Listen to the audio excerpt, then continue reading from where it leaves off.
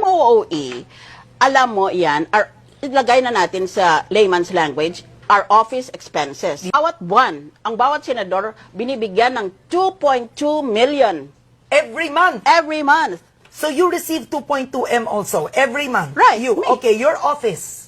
My office. Yeah, but your salary is something like 75,000. 75,000. Okay, I know that. Yeah. I get 2.2 million. Every month. I am required by the budget office to spend 1/2 of that on personal services, meaning to say, pangsweldo ko sa staff ko. Hindi nila kinukuha ang sweldo nila sa Senate. Hindi- not sa Senate, sa office mo. That's right. Per senator. That's right. Kaya, nasa sa senador yun kung ilang tao ang susweldohan Kung niya. maliit ka magsweldo o malaki ka That's right. magsweldo. At saka ikaw mag-determine kung ano ang sweldo ng bawat isa. Okay. Ngayon, 2.2 million na yan, kalahati para sa sweldo. Net to, yung 2.2, net na? Oo, Net, okay. 2.2. Alright.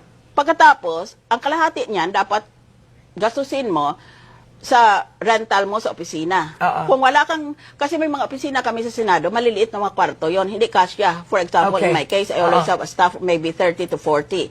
Ngayon, kung meron kang natawag na satellite office, in addition, dagdag pa yon sa opisina mo sa Senado, binapayagan kang mag-upa. Okay. Some of us rent, but some of us don't. So you rent? I rent. Okay. Tapos, sa MOE na yan, bayaran mo ang renta mo, ang tubig, kuryente, office equipment mo, Okay. Yeah, but supplies.